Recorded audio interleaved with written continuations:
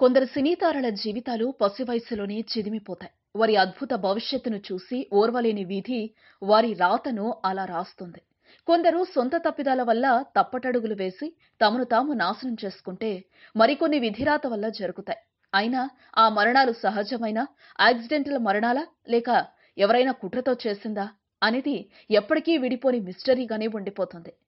ఏమీ అనుభవించని జీవితం కాలి బూడిదైపోతుంది. అలాంటి ఘటనే ఓ కన్నడ నటికి జరిగింది. ఆమె పేరు నివేదితా జైన్. ఆమె ఉత్తర భారతానికి చెందిన యువతి. మాతృభాష హిందీ. కానీ కర్ణాటకలోని బెంగళూరులో స్థిరపడింది. మొదటగా ఆమె మిస్ బెంగళూరు అందాల పోటీలో పాల్గొని మిస్ బెంగళూరుగా ఎన్నికైంది. దాంతో నటన మీద ఉన్న ఆసక్తితో 16 ఏళ్ల వయసులోనే సినిమాలలో అవకాశం కోసం ప్రయత్నించింది. ఆమె పెద్దగా కష్టపడకుండానే ఆమె అందం, నటన, చలాకీతనం చూసి కన్నడ కంఠీరవ రాజ్ కుమార్ తన కుమారుడు నటిస్తున్న చిత్రాలలో ఆమెకు వెంటనే 2 అవకాశాలిచ్చాడు. మొదటగా రాఘవేంద్ర రాజకుమార్ సరసన శివరంజని అనే చిత్రంలో 1997లో నటించింది. ఆ తర్వాతి చిత్రంగా శివరాజ్ కుమార్ హీరోగా శివసైన్య చిత్రాల్లో నటించింది. తర్వాత ఆమెకు ఆఫర్లు పెద్ద పెద్ద నిర్మాణ సంస్థల నుంచి భారీగా వచ్చాయి. ఆమె నటించిన 6 కన్నడ చిత్రాలు మంచి పేరును, ఖ్యాతిని, మంచి అందగత్తె అనే పేరును తెచ్చిపెట్టాయి. ఇక కన్నడలో మంచి పేరున్న నటుడు, దర్శకుడు కమల్ హాసన్ స్నేహితుడు రమేష్ అరవింద్ నటించిన అమృత వర్షిణిలో అతిథి పాత్రను చేసింది. ఈ చిత్రం కూడా పెద్ద హిట్ అయింది. ఇక ఆమెను తమిళంలో యాక్షన్ కింగ్ అర్జున్ హీరోగా, టబు హీరోయిన్ గా నటించిన తాయిన్ మణికొడి చిత్రంలో అర్జున్ పట్టుబడటంతో కీలక పాత్రను చేసి తమిళనాట కూడా క్రేజ్ తెచ్చుకుంది. ఆ తర్వాత ఆమె ఎందువలనో 2-3 చిత్రాల్లో నటించినప్పటికీ అన్యమనస్కంగా ఉంటూ పాత్రలో లీనమై నటించలేదు.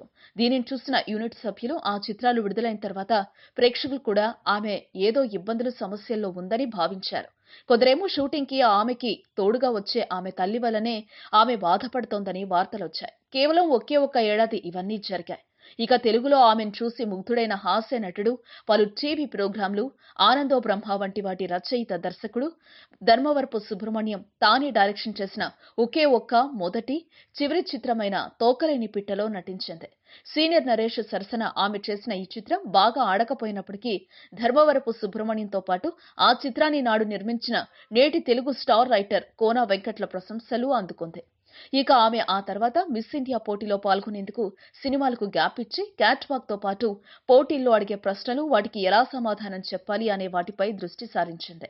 కొందరు మాత్రం ఆమె మిస్ ఇండియాగా గెలిచిన తర్వాత బాలీవుడ్ లో టాప్ హీరోయిన్ గా వెలగడమే ఆమె లక్ష్యమని, ఆమెకు ప్రాంతీయ భాషలపై పెద్దగా ఇంట్రెస్ట్ లేదని అంటారు.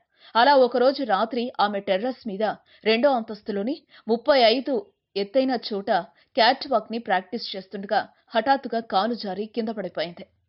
దాంతో ఆమెను హడావిడిగా బెంగళూరులోని ఆసుపత్రిలో చేర్పించారు. 2వ రోజు ఆమె స్పృహలోకి వచ్చిందనే వార్తలొచ్చాయి. కానీ వెంటనే కోమాలోకి వెళ్లిపోయింది. దాదాపు ఆమెది బ్రెయిన్ డెడ్ గా భావించారు. తలపై తీవ్ర గాయాలు కావడంతో 24 రోజుల పాటు డాక్టర్లు ఆమెకు జనరల్ మెడిసిన్, న్యూరాలజీ, హోమియోపతి, రైకి, మహికాలి వంటి పలు చికిత్సల ద్వారా ఆమెను కాపాడటానికి విశ్వ ప్రయత్నం చేశారు. ఆమెకు తల నిండా బాగా తీవ్రమైన గాయాలు, ఒంటి నిండా పూర్తిగా గాయాలు కావడంతో ఆమె ప్రాణాలపై డాక్టర్లు విశ్వ ప్రయత్నం చేసి ఇక మా చేతుల్లో ఏం లేదు, దేవుడి దయ అని చెప్పారు. దాంతో ఆమె పేరును మారిస్తే అయినా బతుకుతుందనే ఆశతో ఆమె తండ్రి ఆమె హాస్పిటల్లో ఉండగా ఆమె పేరును నివేదా రింకీ అని సెంటిమెంట్ గా భావించి ఆ పేరును పెట్టారు. కానీ ఆమె చివరకు 24వ రోజు ఉదయం 10 గంటలకు కన్ను మూసింది. కేవలం 17 ఏళ్లకే ఆమెకు నిండు నూరేళ్లు నిండిపోయాయి. అదే సమయంలో ఆమె మరణంపై మరో వార్త కూడా జాతీయ పత్రికల్లో వచ్చింది.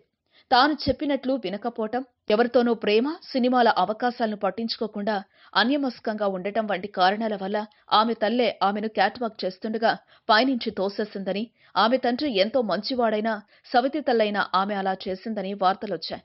ఈ కేసును సిబిఐ స్వీకరించి విచారణ జరిపినా ఇప్పటి వరకు దానికి సంబంధించిన వార్తలే తప్ప ఎలాంటి ఆధారాలు లభించలేదు. ఈ వీడియో మీకు నచ్చితే ఓ లైక్ కొట్టండి, మీ ఫ్రెండ్స్కు షేర్ చేయండి. మీ సజెషన్స్ ఏమైనా ఉంటే కింద కామెంట్ చేయండి. మరో మాట, ఇలాంటి మరిన్ని ఆసక్తికరమైన విషయాలు తెలుసుకోవాలనుకుంటే మా యూట్యూబ్ ఛానల్ను సబ్స్క్రైబ్ చేయటం మాత్రం మరవకండి.